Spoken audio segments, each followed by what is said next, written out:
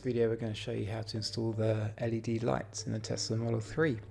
There's a wide choice of lights, so I won't list those now, but you can certainly look at those on the website, and I'll provide a link below in the comments. We recommend using a spudger. A spudger is a plastic tool that you should be able to use to lever out the factory bulbs without damaging the car trim.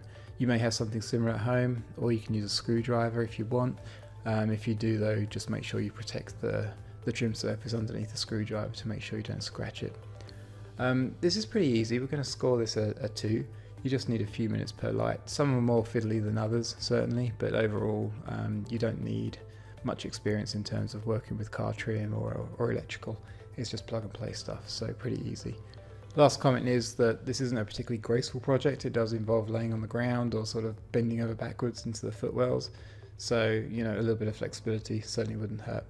With that, we'll get started. Hey, this is Pete from Abstract Ocean. Today we're going to install ultra bright lights and puddle lights and footwell lights on the Tesla Model 3. So we're going to start just showing you what's what. So these are our regular ultra bright lights. We've been making these for over 5 years now. They're compatible with S, X and Model 3, all locations except the footwell, and we'll cover that in a second. So these are 16 times brighter than the factory bulbs, and they use about 3 times as much current, which is just under a watt versus a third of a watt, so still a trivial amount of current.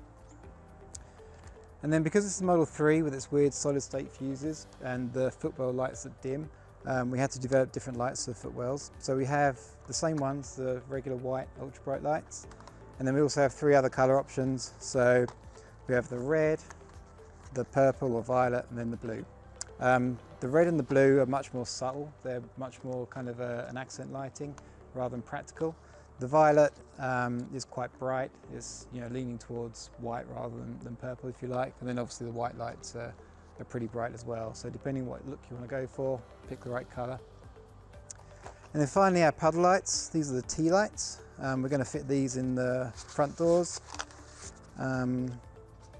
These cast a logo or projection on the floor. So we'll start with the regular ultra bright lights, work our way around the car, then we'll come back and do the puddle lights.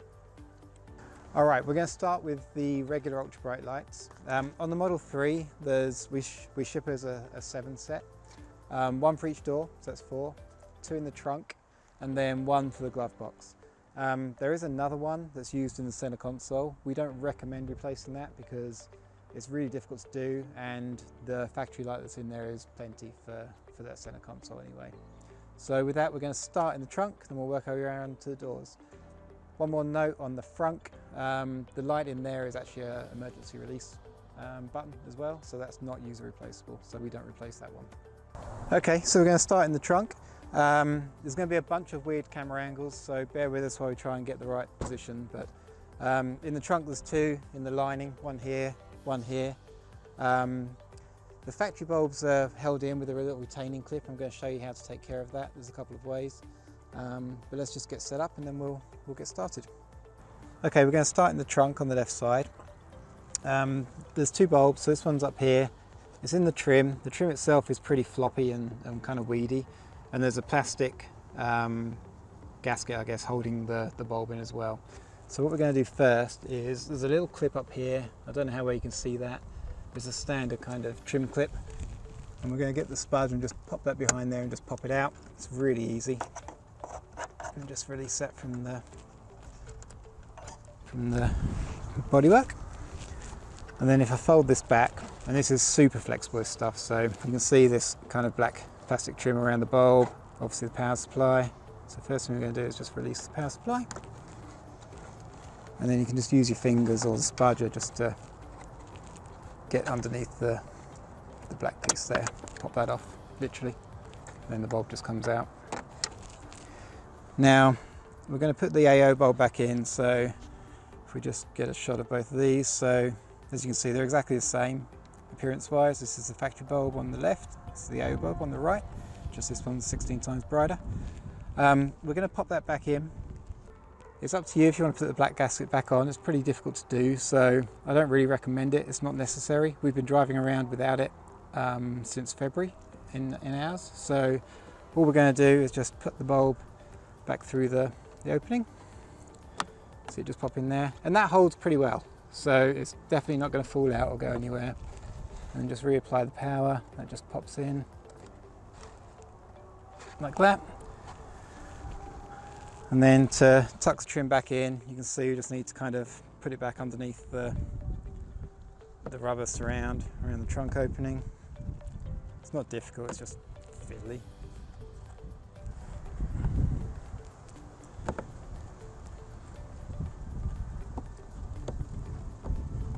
Okay, and then the last thing is to grab that clip and just put that back in through the opening.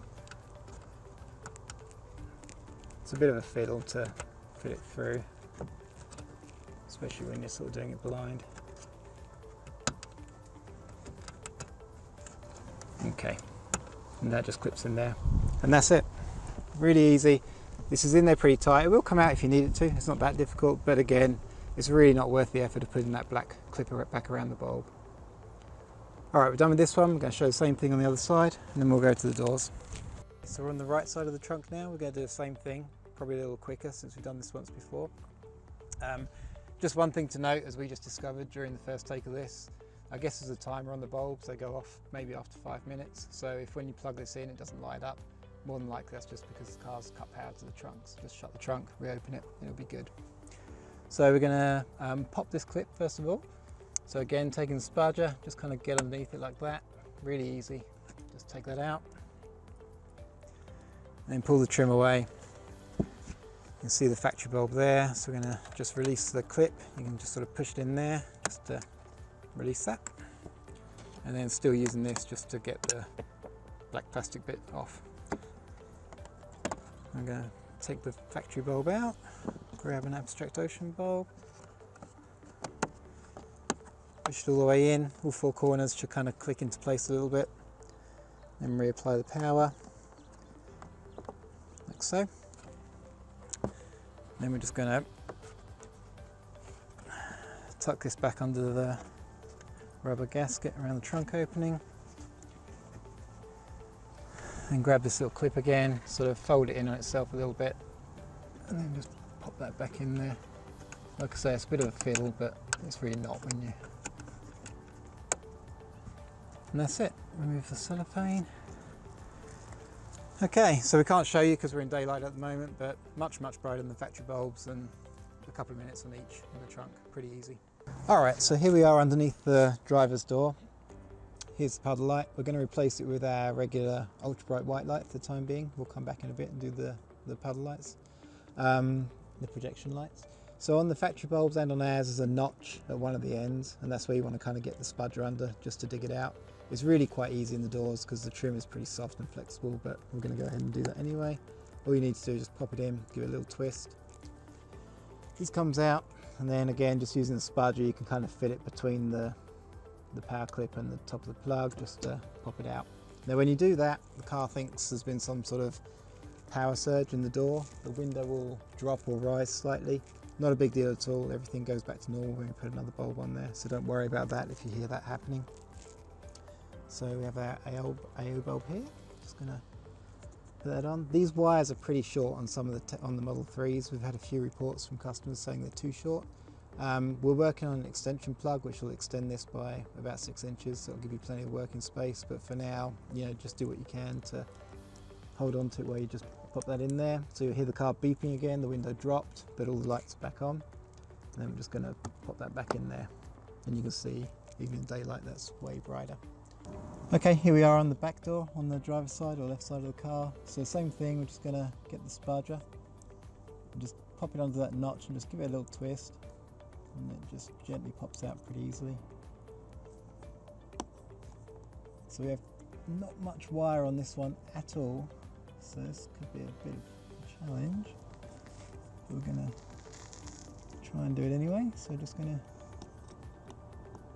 just pop the spudger in there. So the cord was too short for this rear door, so instead we're going to use an extension cable. These are about 6 inches long, and they just allow, they have a male and a female connector, one on each end, and they just allow you to be able to sort of plug the cable in inside the opening and then plug the light into the end. So we're going to go ahead and just clip it on that end.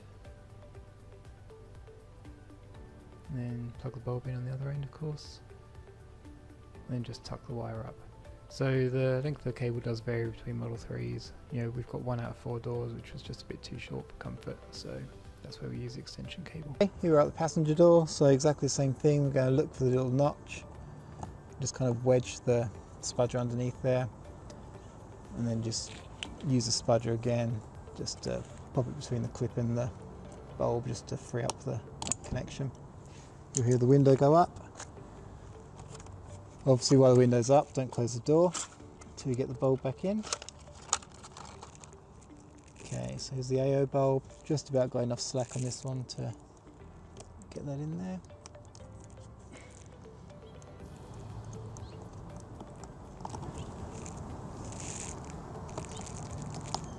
There we go.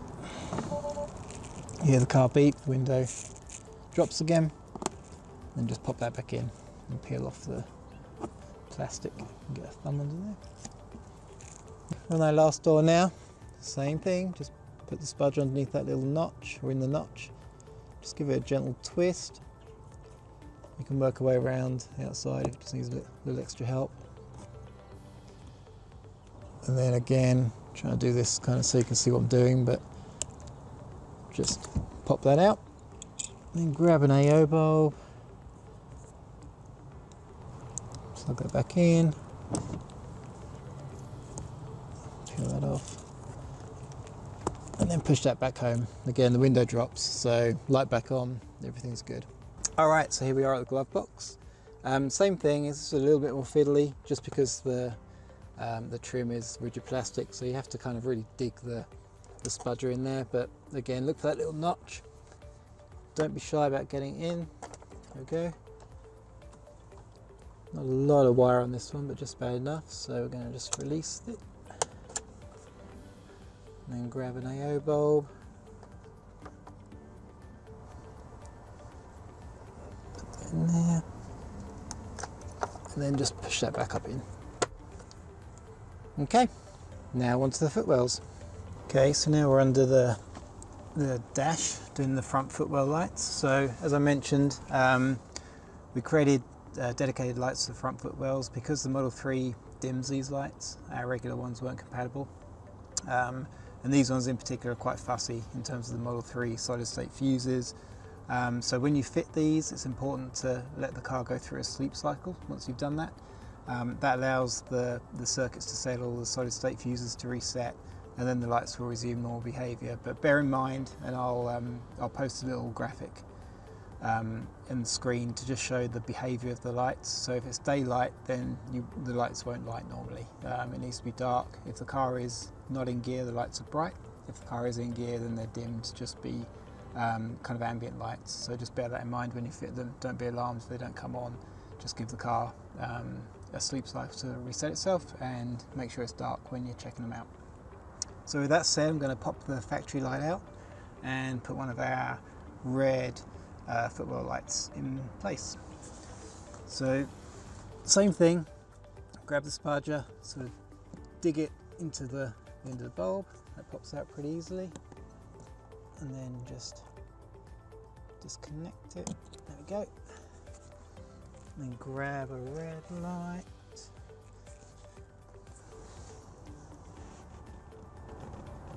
Just put that on there. So it doesn't always click home, don't worry, it's a solid friction fit, that's not going anywhere. But then just go ahead and put that back up into the trim. So we're on the driver's side now. Same thing, this one's a little bit tricky just because the trim moves around quite a bit, but you really just need to just really dig the spudger in the end there, twist it. Out comes the factory bulb.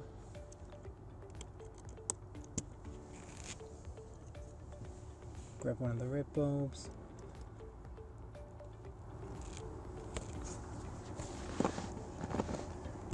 And then put that back up. So that's it. So again, don't be alarmed if they don't light up. Try closing all the doors just in case the car's gone into a standby mode anyway. But definitely in terms of normal behaviour for the puddle lights or for the footwell lights, just make sure the car goes through a sleep cycle and it will be good.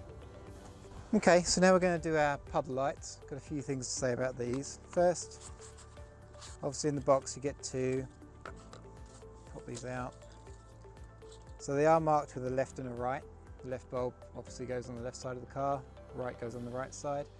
The idea is that the image is kind of pre-oriented to be in the right direction.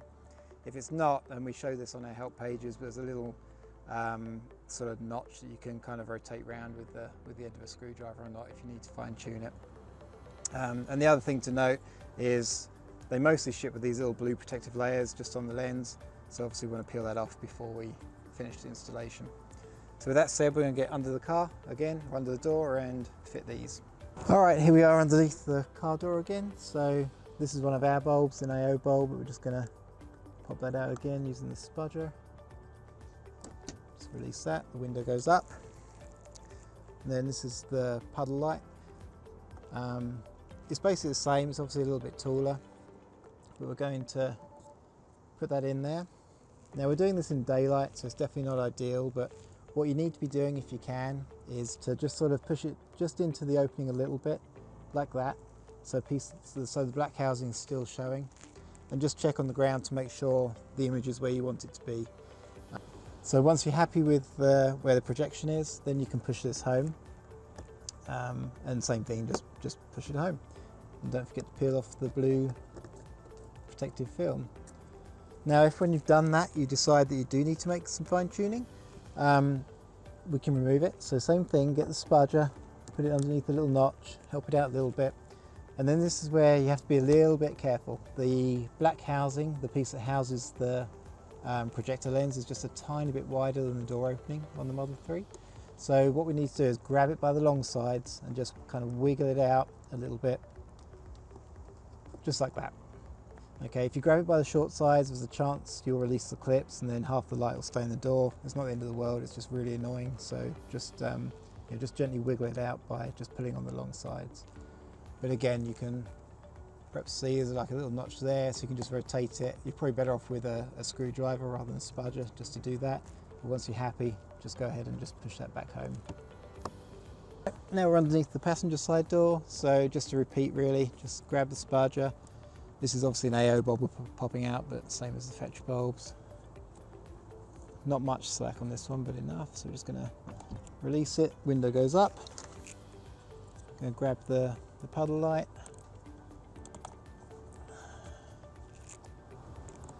Put that on there, window goes back down. Don't always look for a click in place. As long as it's in there and pretty solid, it's not going to go anywhere. Then we're just going to push that home again. Remember, try and check where the projection is before you push it all the way home. It'll just make your life easier. Then when you're happy, just put it up there, remove the blue film.